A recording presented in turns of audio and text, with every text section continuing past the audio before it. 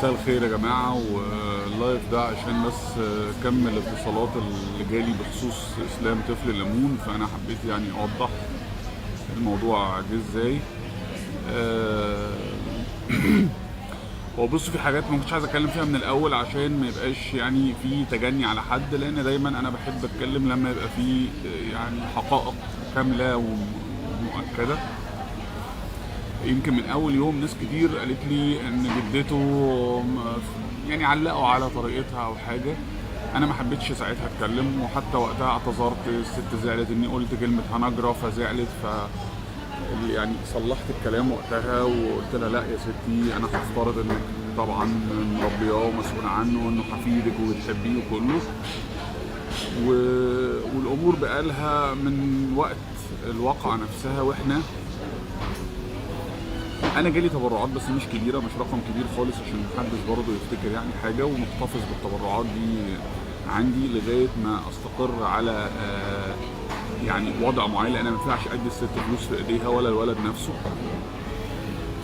تاني هقول الموضوع رجل اعمال كبير، صاحب او يعني رئيس جمعيه المستقبل الامين، عرض ان هو يتكفل باسلام ويقعده في بيت في بني سويف مع اولاد ظروفهم زيه بيتعلموا احسن تعليم في احسن مدارس، لغايه ما ظهرت مدام هاله. هي ست فاضله جميله يعني، سيده محترمه جدا، قالت وعرضت وبدات بالفعل في اجراءات انها تشتري شقه باسم اسلام، ونزلت دورت على شقه واستقرت عليها، وشبه خلاص كانت على توقيع العقد على اساس ان هي تتكفل بتعليمه لغايه ما يدخل مدارس، اول سنه دروس خصوصيه لغايه ما يدخل مدارس. وجمعيه المستقبل الامين عرضت ان هي تعمل دفتر توفير ما يتصرفش غير بعد سن 21 سنه، وما ينفعش يتسحب منه خالص. وعرضنا تحط مبلغ بس بعد ما نجمع شويه تبرعات يعني بالاتفاق، والمفروض ان كنا ماشيين في هذا الاتجاه. طبعا في ناس طيبين وناس اهل خير في وحدة التدخل السريع في محافظة البحيرة، في صديقي فايز الصبيحي، في صديقي أستاذ ربيع المحامي، في مهندس سامح فوزي، في ناس كتير قوي ماشية معانا في الخير من أول يوم، وعرضوا يعني أي حاجة بنعوزها بيقدموا كل خدماتهم إن الولد ينتقل لحياة أفضل. الأمور كانت ماشية كويس جدا. فجأة بدأت تظهر عراقيل. جدته تقول لا انا ما ينفعش اروح معاه لوحدي، لازم اخد جوزي اللي هو عم سليمان. مدام هاله اعترضت لان عم سليمان بيشرب شيشه، فبتقول انا مش هاخد بيت باسمي ويكون في دخان وفي جيران يعملوا مشاكل او حاجه، فبلاش يجي. بعد كده وافقت ان الراجل يجي مقابل ان هو بس يمضوا على تعهد بعقد استضافه ان البيت ده في عهدتهم قانونا. وافقت ان جدته تقعد معاه وان جده يقعد معاه شويه، وقالت لا طب انا عايزه بناتي يجوا لي من الاسماعيليه يقعدوا معايا يغيروا جو او يعني يشوفوني ويطمنوا عليا. مدام هاله قالت ما عنديش مانع، بس برضه يكونوا مسؤولين قانونا عن اي حاجه بتحصل. خدنا اسلام من كام يوم، الصديقه العزيزه نضال خدته فسحته وجابت له عجله وجابت له لبس جديد وودته الهرم وودته ملاهي بالاتفاق مع جدته، والولد اتبسط جدا جدا وفطر معايا وقعدنا واتبسطنا وقعدنا نهزر ونضحك على اساس ان خلاص الموضوع اتحل، وان احنا يعني ايه خلاص قربنا كل وجهات النظر. فكلمت الست يوميها جدته، قالت لي حاضر انا هرجع لجوزي وهرد عليك، اصل ده راجلي ولازم. قلت لها يا ستي مفيش مشكله، الست موافقه، الراجل يقعد معاكي ولادك يزوروكي، بس هتمضي على عقد بمسؤوليتك عن الشقه، والشقه دي هتبقى بتاعت اسلام لما يبلغ سن الرشد. المفروض ان الموضوع بقاله 3 ايام مفيش اي تواصل، وانا مستني الست ترد عليا. في النهايه فوجئت بالفيديو ده جالي من رقم مجهول. طبعا اتنرفزت جدا جدا وزعلت جدا جدا. انا بحب الولد بصفه شخصيه وبعتبره يعني كانه ابني بالظبط. هو الولد عنده قبول ودمه خفيف وجميل يعني، ربنا يكرمه. الولد طبعا متاثر بجدته، فمتخيل ان يعني ان بجدته ودايما هي بتقول له، فبيقول لا ما اقدرش عنها، انا عايز ابقى معاها، عايزه تبقى معاه. فحلينا له هذه المشكله لغايه ما جه النهارده الفيديو. ف انا بالنسبه لي ما اقبلش طبعا الضرب، وحتى فكره ان عادي ما احنا بنضرب. طب هو مين اللي صوره ليه؟ ايه الفكره من تصوير الولد وهو بيتضرب وان الفيديو يجي لي؟ معرفش، مش قادر افهم.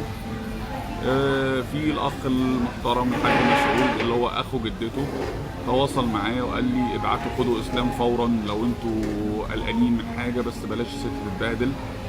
وانا طبعا قلت له هو انا ما اقدرش استلمه، ان انا الفكره في حاجه يا جماعه ان انا ماليش صفه قانونيه ان انا اروح اخد اسلام، ممكن هم يتهموني بخطف بعد كده، فالموضوع لازم يمشي قانوني تماما. فكل اللي انا بطلبه من الساده المسؤولين لو سمحتم، السيد محافظ البحيره، السيد مدير امن البحيره، الساده بمجلس الاعلى للامومه والطفوله، لو سمحتم اللي احنا عايزينه ان اسلام يتم تسليمه رسمي لدار رعايه تابعه لمحافظه البحيره تحت اشراف وحده التدخل السريع بمحافظه البحيره، الوحده اللي قامت صراحه بدور رائع في الموضوع من اوله. وبعد ما يتسلم لدار الرعايه، وبوضح دي، هناخد مدام هاله وهتروح تستلمه رسمي بورق رسمي، يبقى هي مسؤوله عنه من دار الرعايه، مش بالاتفاق مع جدته او جده او حاجه، لان قانونا معرفش يعني هي الخوف من ان الوضع ده لو خدوا الولد في اي وقت او خدنا الولد يحصل حاجه، لا ده خطفوه الولد يحصل حاجه، فخلينا كلنا نبقى ماشيين رسمي. انا مش حابب ان الست كست كبيره، انتوا كلكم شايفين او في ناس كتير شايفه ان الست مش سهله وخطيره. لا يا عم، انا برضو دايما بفترض حسن النيه، هفترض ان هي تعليمها كده، هفترض انها بتحبه، هفترض انها معتمده عليه، كل ده انا مش موضوعي دلوقتي. ولكن التسليم لدار الرعايه هيكون وضع مؤقت، ده وضع مؤقت، وباكد للناس اللي بتتكلم ان التسليم لدار الرعايه هيكون مؤقت لحين تسليم المدام هاله بشكل رسمي وباعتراف الدوله او باعتراف الجهات الرسميه. الناس اللي تقول انها مش جدته، انا عندي وثيقه زواج امه وابوه فيها اسم الست، فيعني اللي قلقني اكتر كمان في كلام انها باعت البيت اللي في بدر وراجعه الاسماعيليه عشان الدوشه بتاعت اسلام. طب انت راجعه ليه وهربانه من ايه او عايزه تمشي ليه؟ الله اعلم. اتمنى برضو ان يكون موضوع يعني ليه تفسير ما يضرهاش، انا لا عايز اضرها ولا عايز اضر حد. كل اللي احنا عايزينه ان الولد يتربى تربيه كويسه. الولد جاي له فرصه، والولد قاعد معايا في اركان في القاهره، الناس بتسلم عليه وتتصور معاه، ودي حاجه انا كنت فرحان بيها ان السوشيال ميديا قدرت تعمل للولد او يعني تغير خط سير حياته. فما ينفعش بعد كل ده نسخن وفي الاخر نقول نسيبه للجده.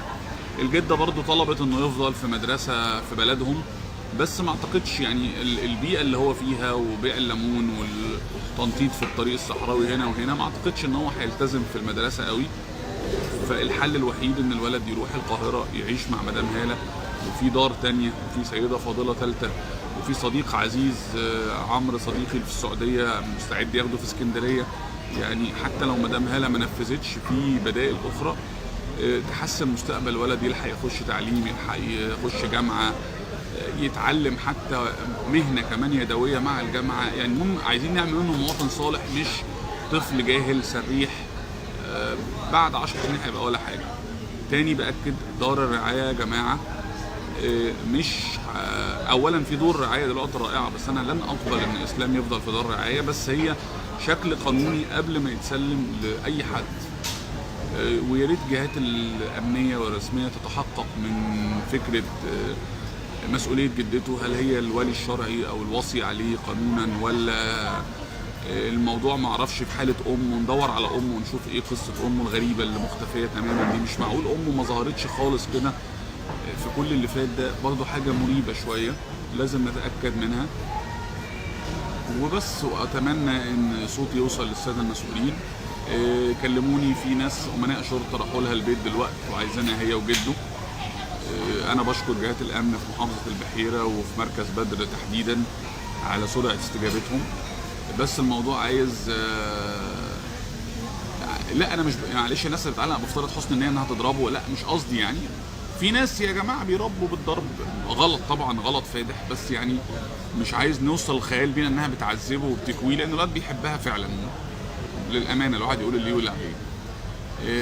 لكن الموضوع اكبر مع احترامي من مجرد ان احنا نجيب ابوه وجده وجدته وناخد عليهم تعهد تاني. لا، احنا المره دي محتاجين ان السيد محافظ البحيره يتدخل.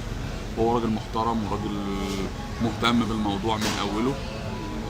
محتاجين ان الجهات وزاره التضامن الاجتماعي دكتوره نيفين القبات تتدخل وتبعت فورا نسلم اسلام لدار رعايه في البحيره، على ان يتم تسليمه لمدام هاله او غيرها باتفاق عقد معين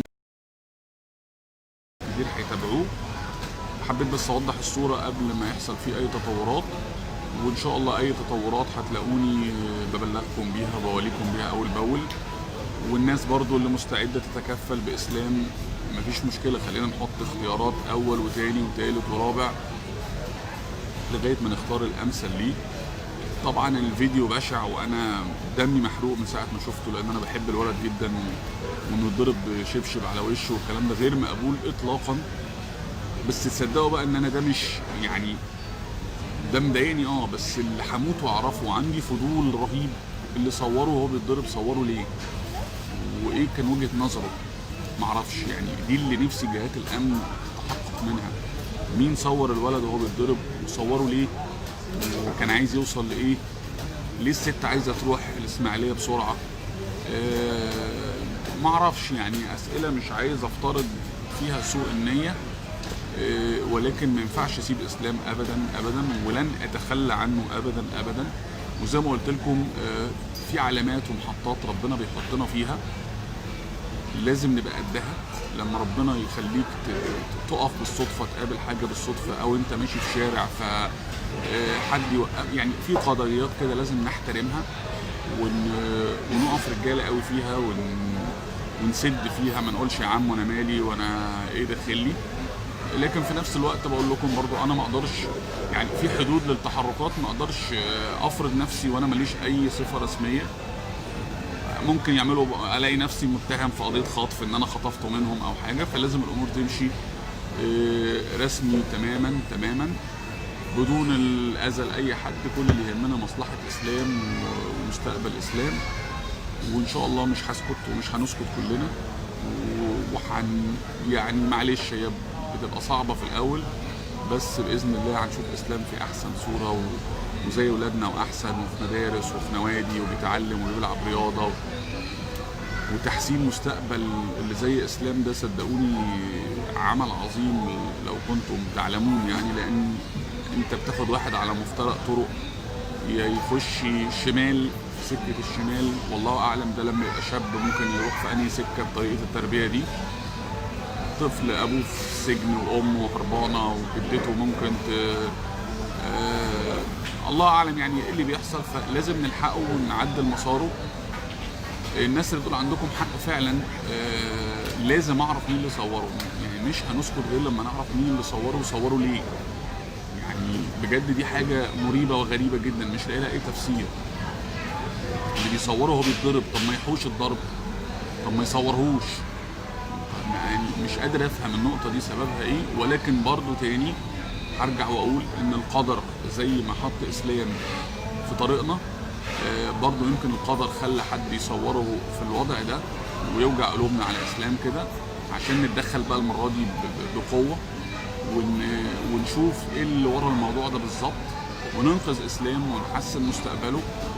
واطمنكم ان شاء الله عليه اول باول. وبشكركم شكرا جزيلا. واي حد عايز يبعت لي انبوكس عنده اي اقتراحات يهمني جدا جدا